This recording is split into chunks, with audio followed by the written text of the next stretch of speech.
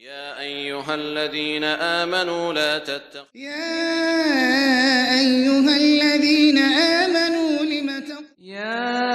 أيها الذين آمنوا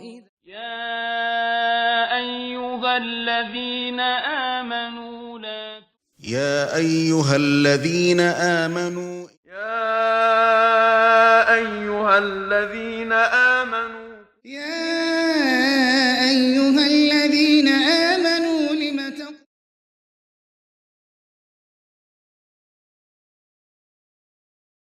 بسم الله الرحمن الرحيم الحمد لله والصلاة والسلام على رسول الله وعلى آله وصحبه ومن والاه أما بعد Assalamu alaykum wa rahmatullahi wa barakatuh.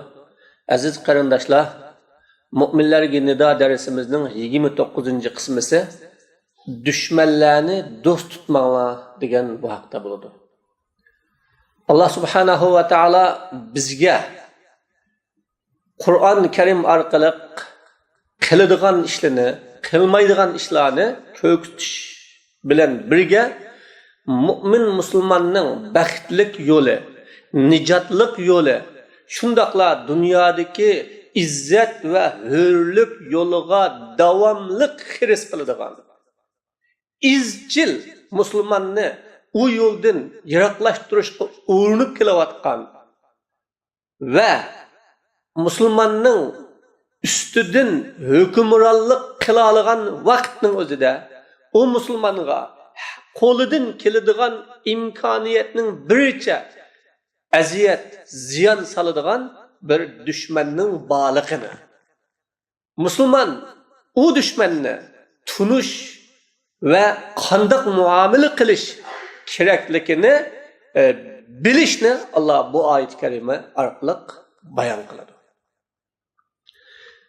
Sura Mumtahinaning 1-oyatida Alloh ya ayyuhallazina amanu la tattakhizu aduwwi wa aduwwakum awliya'a tulquna ilayhim bil mawaddah wa qad kafaru bima ja'akum minal haqq yukhrijuna ar-rasula wa iyyakum an tu'minu billahi rabbikum in kuntum kharajtum jihadan fi sabili wa ibtigha'a mardati tusirruna ilayhim bil mawaddah wa ana a'lamu bima akhfaytum wa ma a'lantum wa man yaf'alhu minkum faqad dalla sawa'as sabil.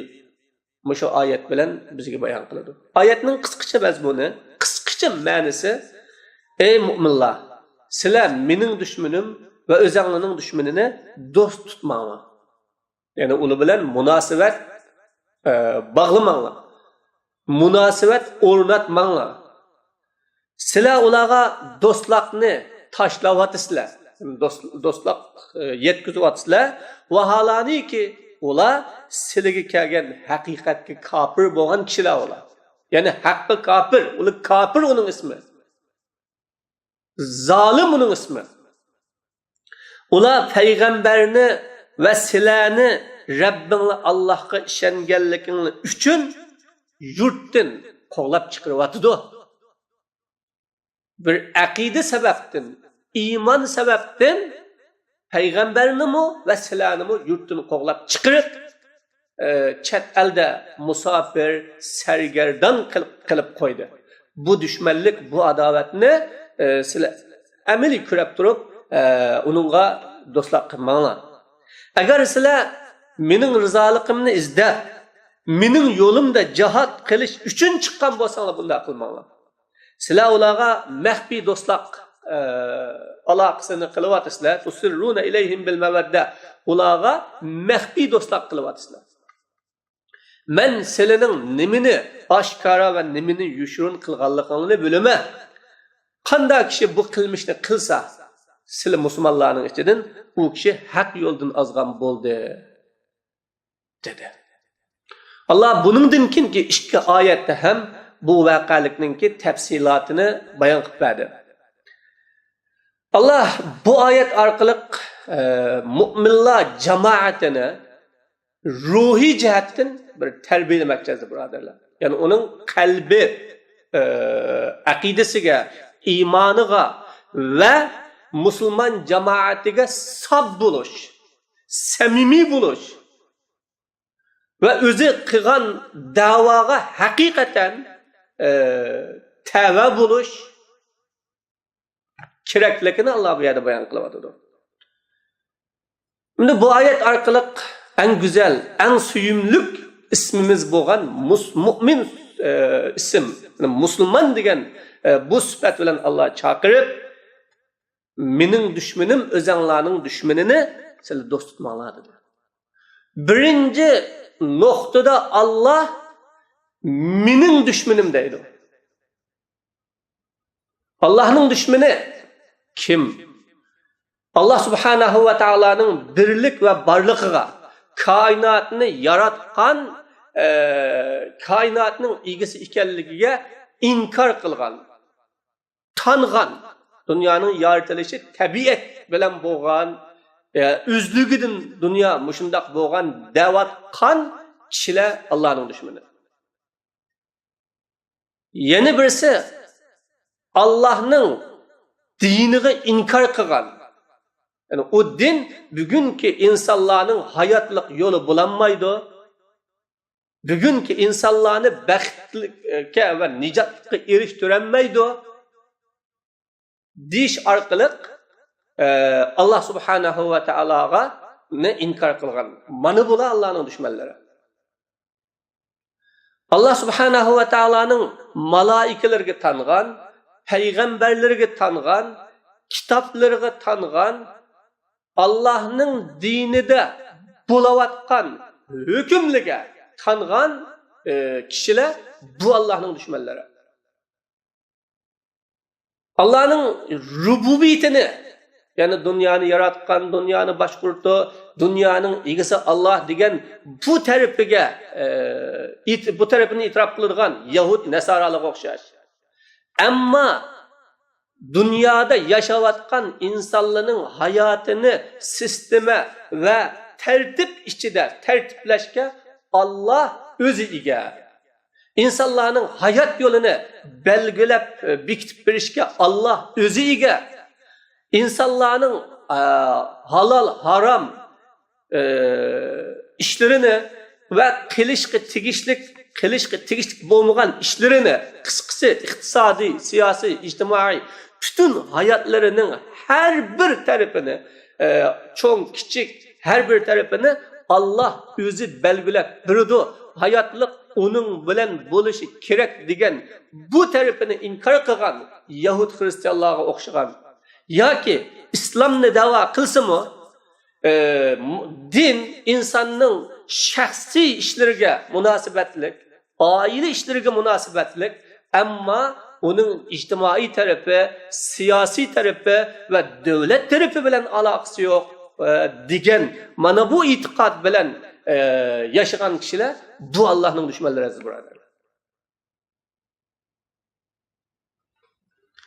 Xulası kılıp etken çağımızda Allah'ın düşmanları Allah'ın dinige, Allah evetken kitaplığa ve peygamberlige ve itikat kılışkı tegişlik her kandak nesige inkar kılgan, tanıgan kişiler mana bu Allah'ın düşmanları.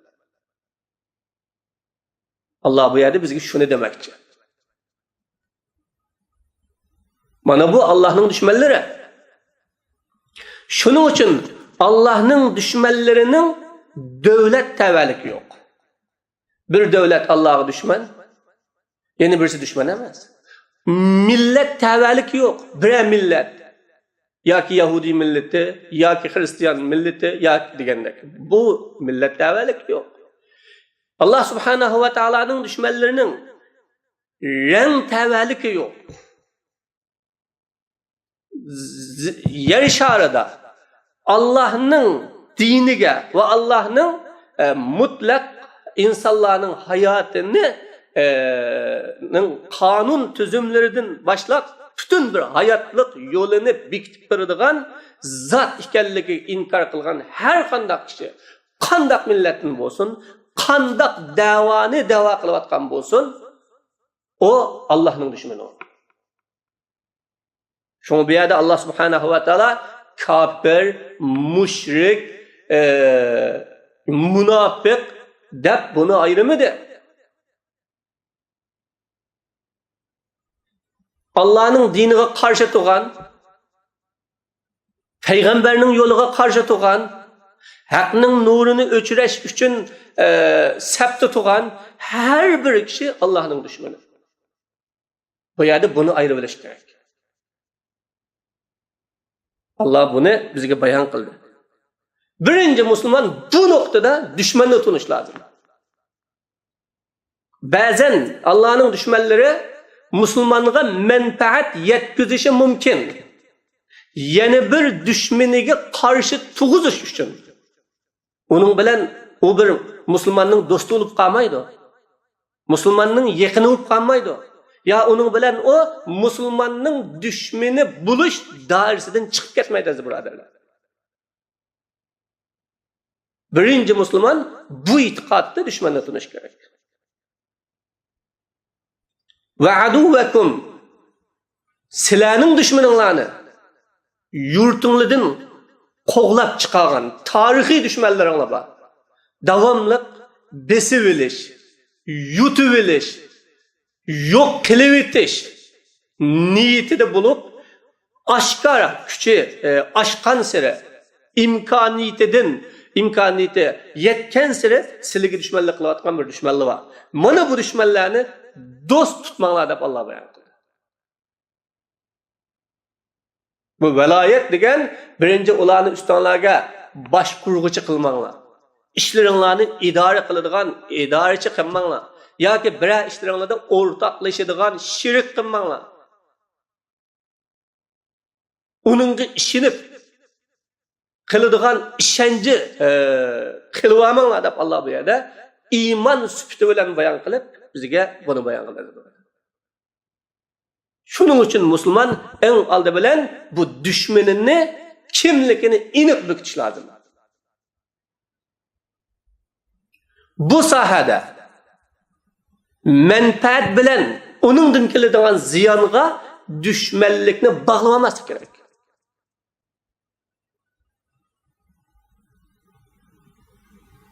Tulquna ileyhim bil mevedde. Bu dostluk nemi de ifadelengen dese sizlar ularga dostlukni tashlavatsizlar. Onunga xizmat qilasizlar. Onun menfaatini, o düşmanning menfaatini qo'g'davatsizlar. Onun mevcutluğu üçün hassa qo'shivatsizlar. Mu'min musulmonlarga ziyonkashlik qilish uchun uchur yetkazyapsizlar. Musulmon millatni yo'q qilish uchun onun sefida turvatsizlar. Onun bilan billa xizmat qilyapsizlar.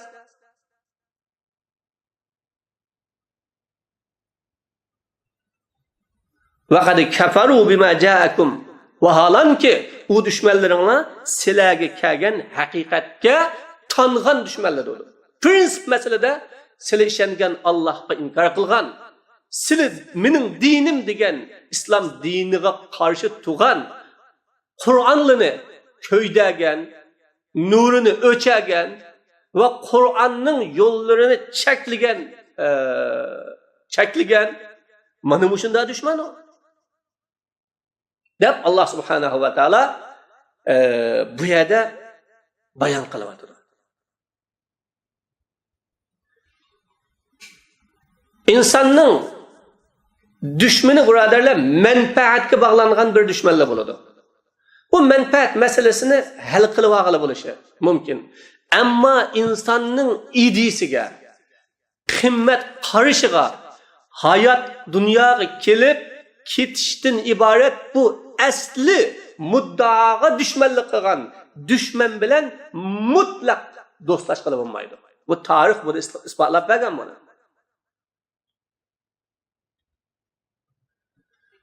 Bu dostluk meselesinde Peygamber aleyhissalatu vesselam'nın zamanında bir sahabedin bir vaka yüz bergen, ben bunu tefsili bayan kılmakçı.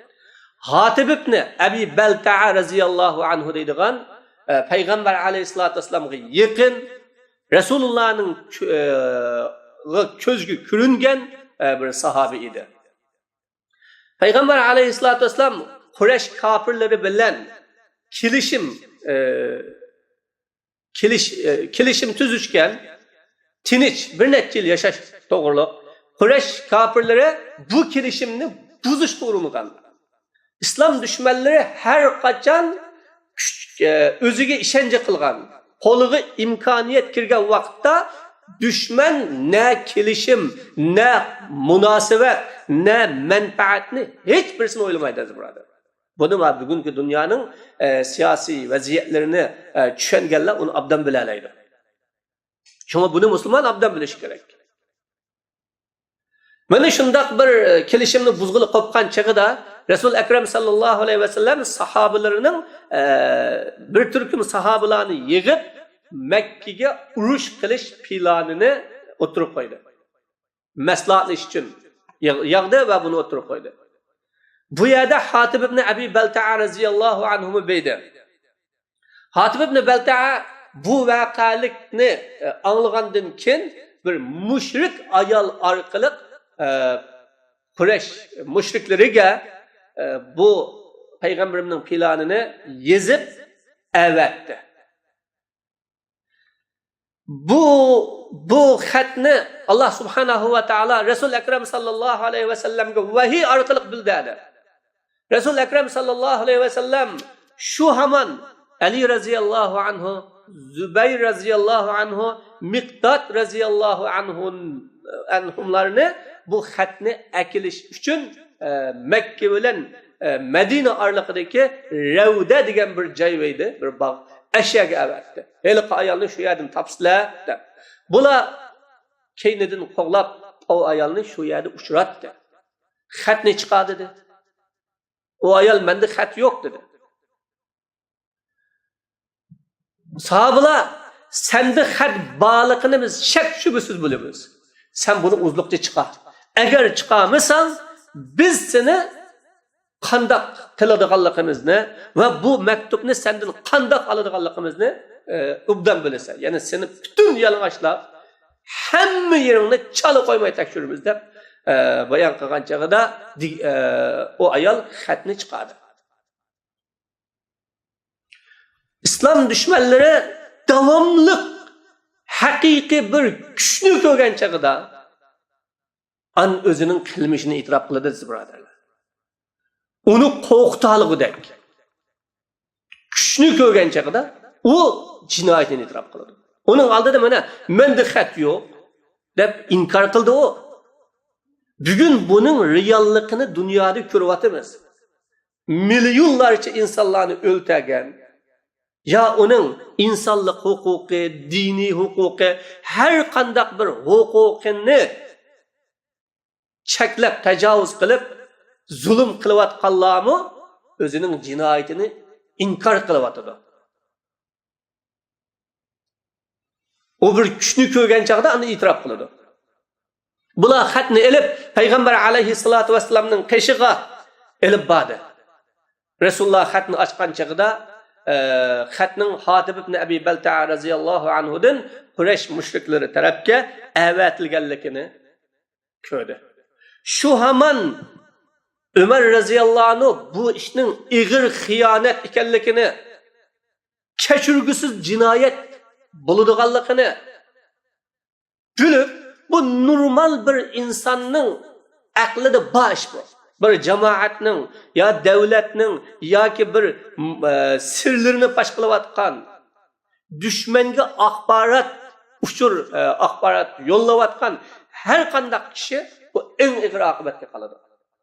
Bu bugungi dunyoda o'lim jazosi berilishi mumkin, muddatsiz jazosi berilishi mumkin. Bu aniq ish bu.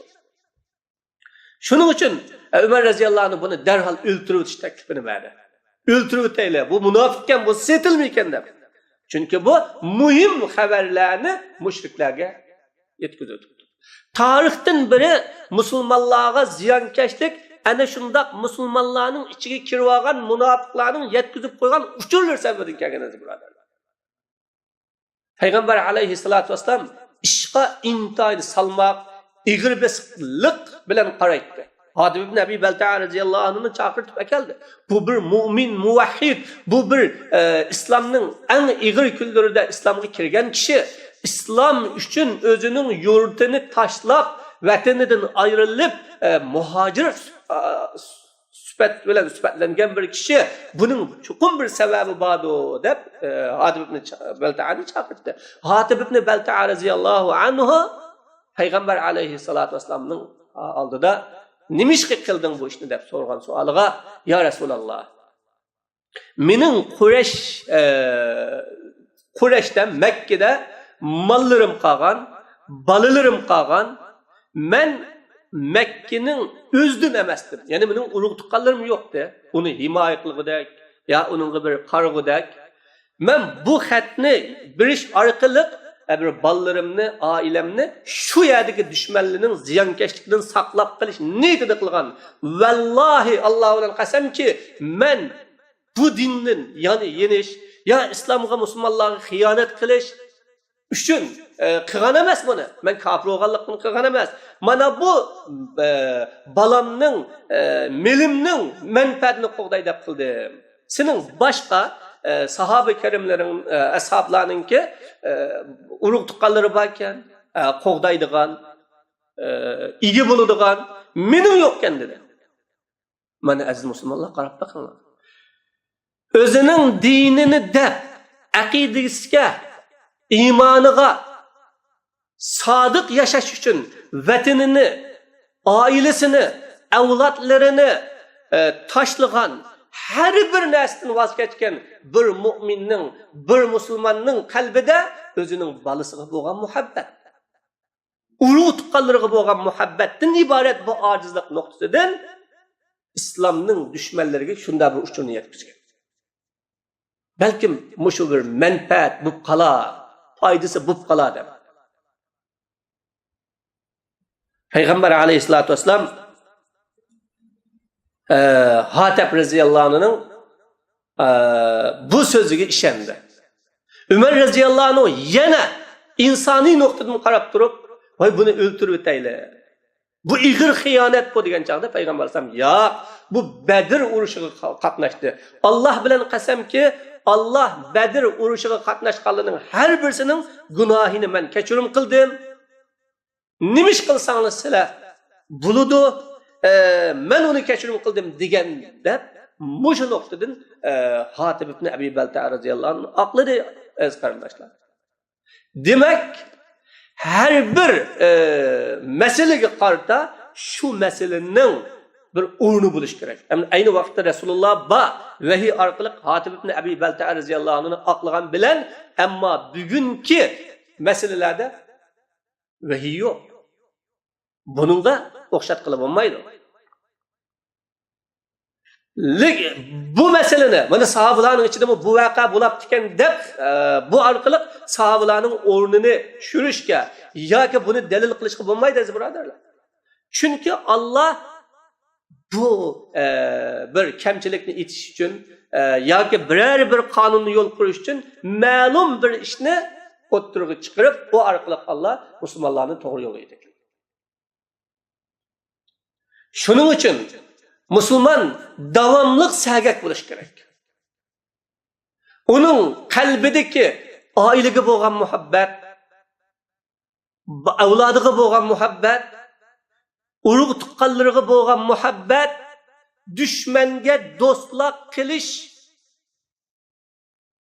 ve düşmanlariga sig'inish, düşmanlari uchun do'stlik qo'lini sunishga ebberishi mumkin. Allah bu ayeti kerime arqali müminlerine sile mana bu işte sergak bulunma demekçi. Bugün etrafımıza qaraydigan bo'lsak, mushundaq vaqalikning aynini ko'ryapmiz aziz birodarlar. Biz urug' tuqqanim beydi, ata-anam beydi, ballırım beydi deb düşmanning sepiga düşmanlik qilish uchunmi o'tkil unmaydigan yoki düşmanning zulmlari, tajovuzchiliklari va uning qilgan jinoyatlarini oshkorlig'iga unmaydigan va u düşmanning düşmanligini bayon qilg'ili unmaydigan bunday ahvollar bor. Musulmon Allah'ın diniga haqqa xiyonat qilib turib va uningga keynini qilib turib boshqa bir narsani qo'g'damaslik kerak bu yerda. Hatib ibn Abi Balta'a radhiyallohu anhu mana bu ojizlikdan, bu ig'ir jinoyatga tushgan chaqda Alloh subhanahu va taolo bu oyatni tushirgan. Aziz qarindoshlar, biz bugun islomning dushmanlariga uchurlar bilan bo'lsin yoki musulmonning ahvolini unga yetkazish bilan bo'lsin yoki u dushmanlarga xizmat qilish bilan bo'lsin, agar iymonni, agar musulmondoshlikni da'vo qilib turib aloqa qilayotgan bo'lsak, bu islomda eng ig'ir jinoyat. Allah deydi bu yerda: tulquna ilayhim bil mawadda. Sizlar ularga do'stlik yetkazyapsizlar. Ular sizlarga kelgan haqiqatga kofir bo'lganda aqida, ideyadagi bir maydonni bayon qildi. Qandoq bu bir inson eng asl masalasida bir-biri bilan dushman turib do'stlik yetkazalisin. Masalan, bir bola o'zining dadisining ashaddiy dushmani bilan do'st bo'lib aloqa munosabat qilib yashasa, dada u bolaga agar sen mening bolam bo'lib qolsang, sen mening men tarafda turishing kerak. Agar sen mening bolam bo'lmasang, kim bilan tursang o'zingning ishi deydi. Allah agar sizlar musulmon bo'lsanglar, mu'min bo'lsanglar, sizlar mening dushmanimni va o'zinglarning dushmanlaringlarni do'st tutmanglar deb Allah bu yerda yo'ldan ayirib birodarlar.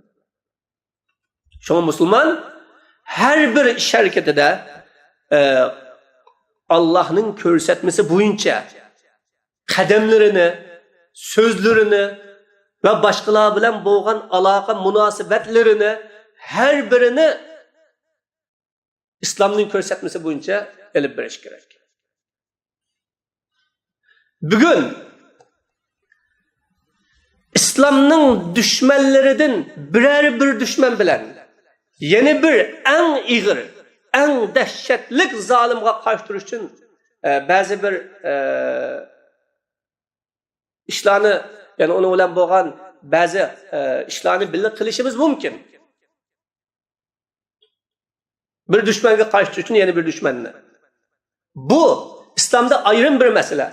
Ama düşmanlık meselesinde mening palani millettin başka düşmanım yok. Mening palani siniptin başka düşmanım yok. Ya mening palani din başka düşmanım yok deydigan bu şekildeki meydanda olması gerek. O Müslümanın düşmanı aldı bilen Allah'ın düşmanı. Allah'ın düşmanı kim olsa o Müslümanın düşmanı. Hazreti Resulullah'a Ebu Talib tek en menfaatlik hizmetlerini kılgan, kollagan kişi yok. Ama Ebu Talib Resul Ekrem sallallahu aleyhi ve sellem'in düşmanıydı. Dost olup bakmagan. Muamelede farklanırdı. Allah Teala bu yerde düşmanga bo'lgan insonning moyilligini yanemu to'sash uchun yukhrijuna rasula va iyyakum an tu'minu billahi rabbikum. Ular payg'ambarni va sizlarni Rabbinglar Allohga ishonganligingiz uchun chiqaryapti ya. Sizlarning bu muhojir bo'lib qilishinglar, Makkadan Madinaga kelib qilishinglar, o'zinglarning ana yurtidan bilak yurtlarda sergerdan, sersam bu qilishinglar, vatansiz bu qilishinglarning sababi nima? Sizlarni kim qo'g'lab chiqadi? Yurtga kim patvom edi? Nima uchun kelib qoldinglar bu yerga? Desa, din nuqtasidan sizlar u vatanda, u yurtda shu musulmondachilikqa uyg'un yashayolmaganlikdan, iymoninglarni saqlash imkoniyati bo'lmaganlikdan ular sizlarni chiqishga majbur qildi. Şundaqla özənglarning ana yurtida qap qolgan bechorlarni iymon nuqtasidan, musulmondachilik nuqtasidan o'ltirib, solab, jazolab balalarni, avlodlarni ota-onalardan ayirib, oilalarni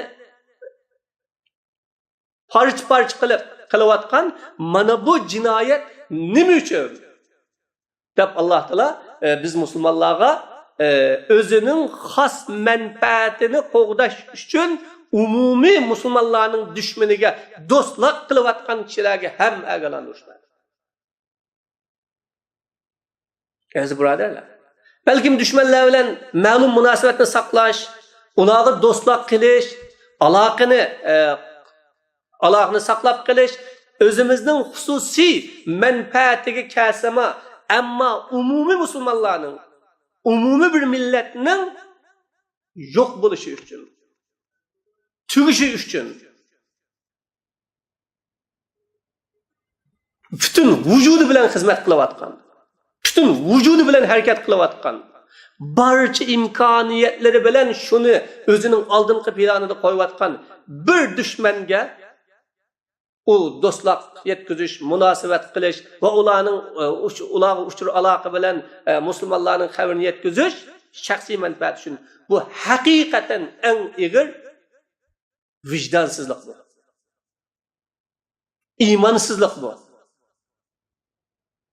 Musulmon bu kadar xarakteri bozulgan baxil emas. Shaxsiyatchi emas. Öz menfaatini bilan qo'g'disa boshqa musulmonlarning menfaatiga ziyonkashlik qiladigan. Shunga Alloh subhanahu va taolo bu yerda umumiy musulmonlarga tarixni eslatib o'tadi. Yukhrijuna ar-rasula va iyyakum degan orqali. Sizlar tarixni bilmaganlikning tekrar qurboni bo'lyapmiz aziz musulmonlar. Aynı zamanda mana bu iymon nuqtasidan, musulmonlik nuqtasidan masjidlar yiqilgan, Qur'onlar ko'ydirilgan, din islomning umumiy nuri o'chirilgan bir musulmon millat dinsizlikka mutlaq majburlangan va uning shu qadar ziyonkashlik qilgan bu tarixini ozgina vaqtdan keyin unutib ular bilan do'stlashish, aloqa munosabat qurish, ular bilan davomli orlishish elib borganlik uchun mana bugungi takror dushmanlik o'rtaga chiqadi. U orlishish, munosabat qilish u bir masala, ammo qalbida buni dushmanim deb turib, qalbida bu hamon bir yilon, bu zahar xandalik qiladi bizga deb tug'an nuqtasidan emas, uni xuddi ishonchi bilan, onun shunchalik yaqinlik bilan qilgan nuqtasidan aloqa qilganlar bana bugun onun haqiqiy dushman ekanligini o'ttirga chiqyapti. Shunga Alloh taolo bu yerda bu masalani sizlar bu yerga nima ishga kelib qoldinglar? Makkadan Madinaga nima bo'lib kelib qoldinglar? Sizlar nima bo'lib muhojir bo'lib qoldinglar? Yurtdan ayrilib qoldinglar sizlar. Şu balının, malının, urug' tuqqanning menfaatini qo'g'dayman deb xiyonat qiladigan bir ig'ir jinoyatga tushishning sababi nima? Kimning sababchisidan bunda bo'lyapsizlar? Dal mushularning sizlarni qo'g'lab chiqarganlik sababidan bo'lyapman deb Alloh taolo bu voqealikni bizga bayon qildi. Shu musulmonlar tarixini yaxshi bilish kerak. Tarixda düşmanni tunumog'anlikdan takrar mag'lubiyatga uchragan, takrar eng ig'ir zulmlarni tatgan millat biz musulmon millat bo'lishimiz mumkin. Shularga ishinib ketib. Islom dushmanlari har xil tarafdan keladi.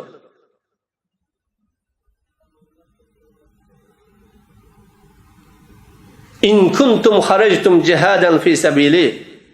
Agar sizlar mening yo'limda jihad qilish va mening roziligimni izlash uchun chiqqan bo'lsanglar, bu do'stlikni yetkazmanglar. Mana bu vatandagi zulmni yo'q qilamiz. hürlikka erishimiz, islomiy adolat ostida yashaymiz. Bizmi insondek yashash haqqimiz va buni qo'limizga olamiz degan bu oliy himmat bilan, oliy g'oya bilan vatanning sirtiga chiqqan bo'lsanglar, sizlar o sirtga chiqqandan keyin yana shu dushmanga ta'ma qilmanglar dedi Alloh. Bu hicret oson ish emas birodarlar. Buni shuncha ular yuqori himmat bilan kelib, oxirsida bu balani, oilani, avlodni qo'g'dayman deb dushmanga manfaat yetkazish, ular bilan aloqa qilish, saqlash bu ig'ir jinoyat. Tusirruna ilayhim bil mawadda. Siz maxfiy ularga do'stlik yetkazyapsizlar. Hech kim ko'midi, qilgan ishimni bilmaydi. Bir nuqta aniq bo'lish kerakki, musulmon insondan yushira olishi mumkin. Ammo Allohdan yushirolmaydi. Bu jinoyat Allohning dushmanini do'st tutganlik jinoyati bu. Millatdan yushirib qilishimiz mumkin. Ulardan saqlana olishimiz mumkin. Ammo Allohning dushmanini maxfiy va oshkora qo'llayotgan va ularning qalbi moyil bo'layotgan, shunchalik islomga, musulmonning diniga ziyonkashlik qilayotgan bir dushmanga yana qalbidan moyillik bo'layotgan, manfaat kutayotgan, yaxshilanib qalamu da'vatgan va uning uchun ta'ma qilib turayotgan bu kishilarning jinoyatini Alloh biladi. Yuqorida Alloh taolo tulquna ilayhim bil mawadda deb qilib, mayada tusirruna ilayhim bil mawadda deydi. Siz maxfiy do'stlik yetkazyapsizlar ularga. Va ana a'lamu bima akhfaytum va ma a'lantum. Men bilaman nimaning sizlarning nimani maxfiy, nimani oshkor qilganinglarni men bilaman. Hech kimning ko'zidan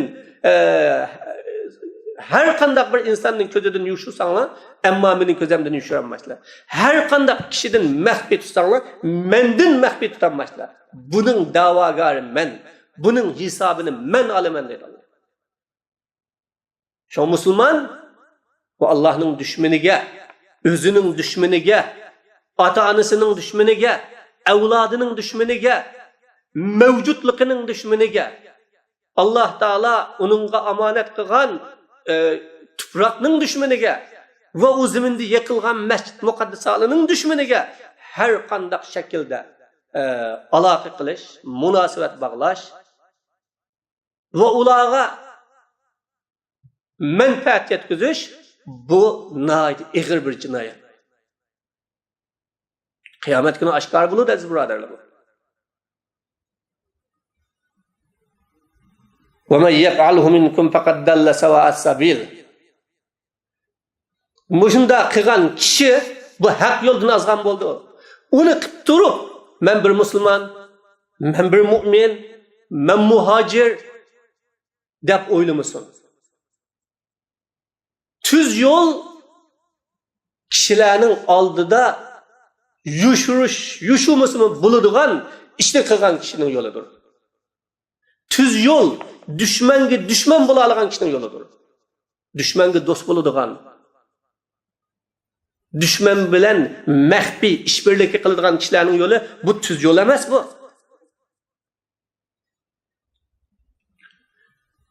Mu'minning do'stligi faqat mu'minga bo'lish kerak. Bu iymonning talab taqozosi.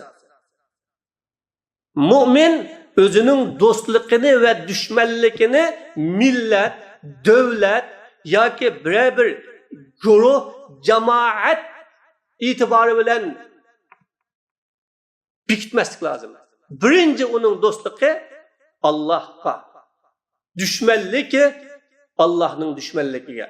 Shu bo'yicha o do'st dushmanlikni bekitadi. Aziz qarindoshlar, biz bugun ko'ryapmizki, islomga necha 10 yil dushmanlik qilgan. Nada musulmon beshini ko'targili qopsa shu yerga ziyonkashlik qilgan. Nada islomning nuri yursa onurlu ölçägile kelgen. Näde bir türküm musulmanlar Allah'ın kelimesini âli kılımen dese, şu hemen onun her xil kalpaklarını keygüzüp, türlük cinayetlerini atıp olunu yok kılıvatkan, bu bir düşman, bugün musulmanların dostu aylanıp kılıçkın olmayı. Müslüman özünün dostluk düşmanlıkını menfaat asasıda, payda menfaat asasıda bekitmesi gerek.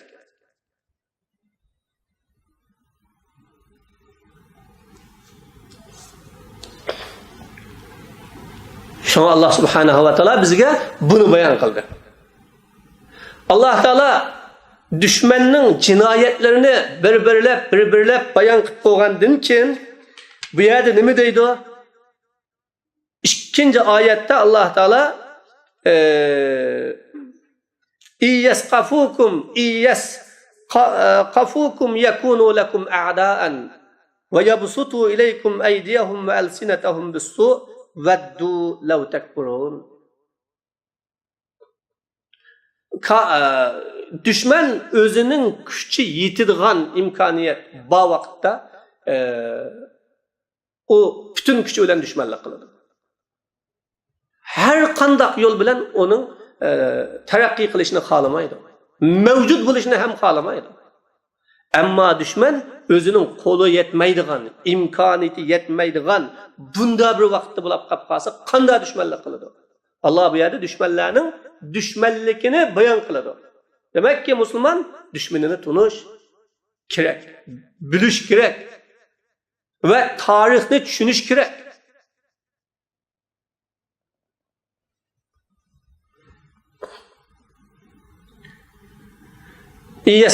İyyaskafukum eğer ular silahını tutuğula alırsa, yani kolgu çürelirse, ular silahı düşman buludu. Şu hemen düşman gaylanır olur.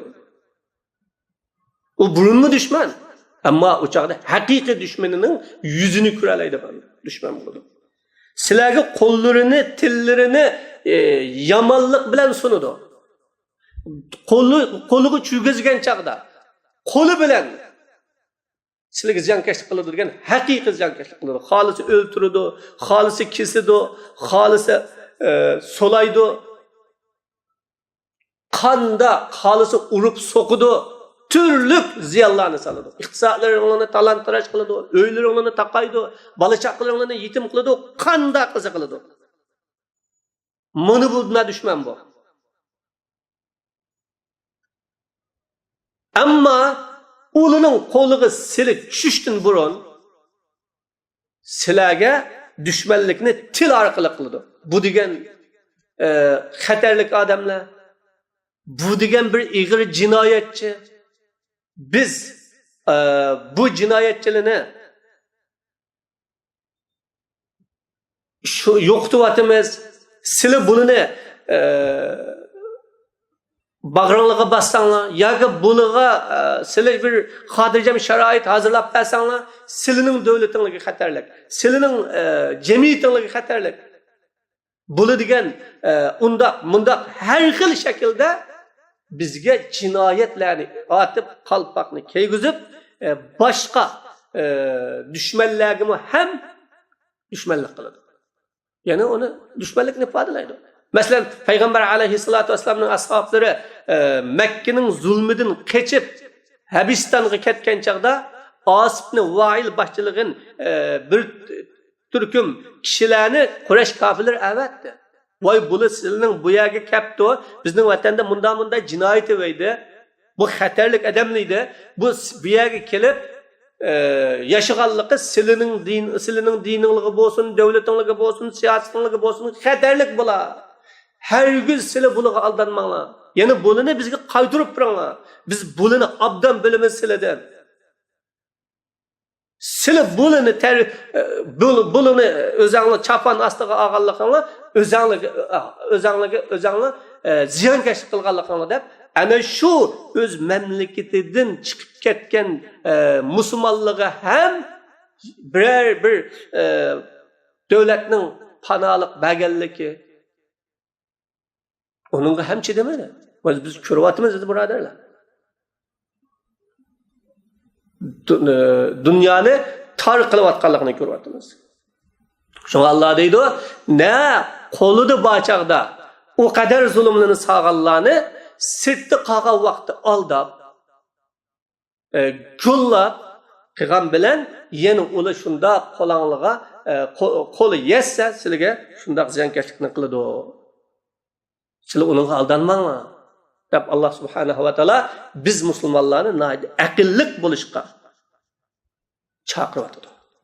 Yani onun düşmanlığı fakat kalbini emas. O kalbideki mustahkem düşmanlıkka qatlib, davomli sizlarga aziyat berishga harakat qiladi. O takror tarixda bo'lgan ish bu. Sizlar bundan ibrat olinglar deydi. Tarix musulmonning eng yaxshi aynaki.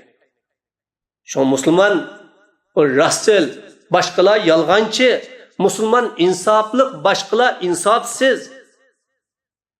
Ular faqat manfaatni o'ylaydi. Şu musulmon ishonmaydiganlarga ishonchi qilib qilishi, do'stlik yetkazmaydigan kishilarga do'stlik yetkazib qilishi, onundan keyin uning xiyonat qilganligi, aziyat solganligi, tekrar onun ig'ir zulmlarni qilganligidan bu hayron qilish, bu bir oddiy soddilik bu. Bugun musulmonlar buni bir ko'rish kerak. Allah oxirsida nima deydi? Vaddu law takfurun. Yani beşiği yine bular sizlarning kafir bo'lishinglarni arzu qiladi deydi. Bu yerdagi mesele İslam düşmanlarının davamlı siligi bundaq aziyatlarni silib zulmni qilishning meselesi itiqodiy mesele bu. Aldanmanglar.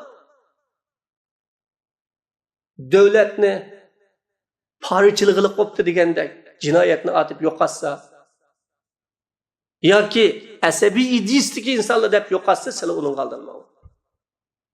Asli mesele xarakterdagi mesele iman küfür meselesi. Haq batıl meselesi. Allah'ın diniga bo'lgan sadoqat bilan bu dinga bo'lgan sadoqatsizlik meselesi bu. Shuning uchun bu bisim, bu zulm, bu kilovatida birodarlar. Bugun o'zining baxt saodatini islomning g'ayridini izlaydigan, haqning g'ayridini izlaydigan kishilar dunyodalam baxtlik bo'lishni arzu qilishi qilsa izdisin. Agar dunyo va oxiratlik baxtlik bo'lmaman deydi ekan, o hargiz islom dushmanlarining ma'lum vaqt manfaat yetkazguniga yoki ma'lum uningga yaxshilik qo'llarini sung'uniga yoki qo'llig'iga aldanmaslik kerak. Hiç qachon bir kafir musulmonning g'alaba qilishi, musulmonning hur bo'lishi, musulmonning o'ziga o'zi xo'ja bo'lishning xolig'ini yo'q. Allah iniqdi deb berdi. Vaddu law takfurun. Oxirida lan tanfa'akum arhamukum wala auladukum. Mana bu xiyonatga olib boradigan birdan bir omil birinci insanın urug' tuqqani. Dunyoda bir xotirjam yashasam, baxtli yashasam, aziz yashasam degan. Musha sababdan xiyonat qilganlar, jinini beqish uchun xiyonat qilgan, urug' tuqqanining manfaatini qo'g'dash uchun xiyonat qilgan. Shu sababdan islomning dushmanlari bilan til biriktirishgan va uningga do'stlik qilishganlar o'ylamasinki, u urug' tuqqan u bola uning qasqatmaydi. Ölüm ahirinde onun yalğız ketedi. O dünyaya yalğız geldi, yalğız ketedi. Hemmisi qap qaladı. Sizlarga urug' tuqqanlarni, balalarni asqatmaydi o. Kelligusida mutlaq asqatmaydi. Qiyomat kuni Allah sizlarning aranglarni ayirib o'tadi.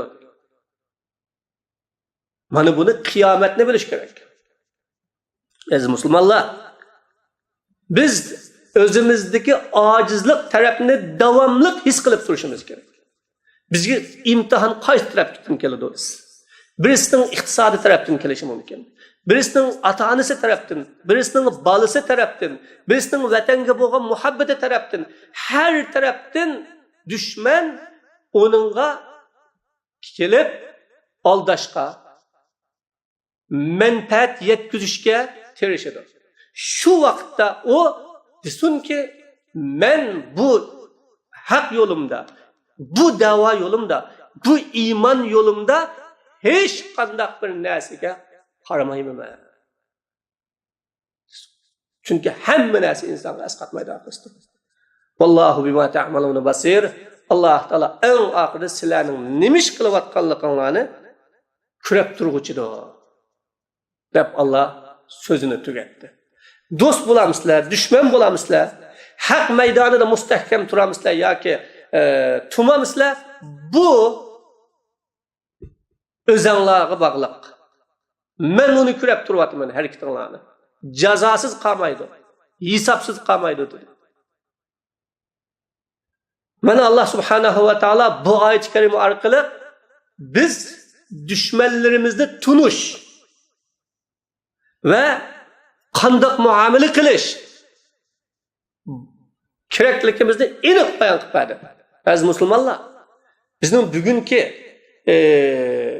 zulmga va ig'ir kunlarga qilishimiz ba'zi kishilar o'ylaganidek islom diniga e'tiqod qilganligimizdan emas. Bu dinga haqiqiy ergashanmaganligimizdan, dinni haqiqiy suyanmaganligimizdan va bu dinning yo'lida mustahkam mangolmaganligimizdan. Chunki bizga dinimiz 1400 yildan burun do'st dushmanni va do'st dushmanning bizga qiladigan zinini ve onun cinayetini, ameliy cinayetini bizga ko'rsatibdi, bayon qildi. Ammo biz tunumudik. Muqaddisatlarimizni yo'q qilgan, ota-onalarimizni o'ltirgan, yurt mahalladan qo'g'lab chiqargan dushmanni tunumudik. Bugun ham shuning takror bir ko'rinishlari bo'lyapti azizlar. Musulmon Qur'onga qaytganda, her bir işini Kur'an'ın ruhu bilen qilganda, gerçi bugün onunla menfaatlik bo'lsin ama dinning talebi bo'yicha manganda onu ijod qildi. Shuning uchun tariximizni o'qiylik va tariximizdan haqiqiy xabardor bo'laylik. Bizga kimlar dushman, kimlar do'st? Nima sababdan bu zulmlar keldi? Biz hayotimizda düşmanimizni tuniganmi? Biz anlayapmiz bugün. Biz bunda bulab ketar demaptikanmiz. Bu kadar ig'ir zulm bulab ketar. Bu kadar ig'ir zulm qila demaptikanmiz.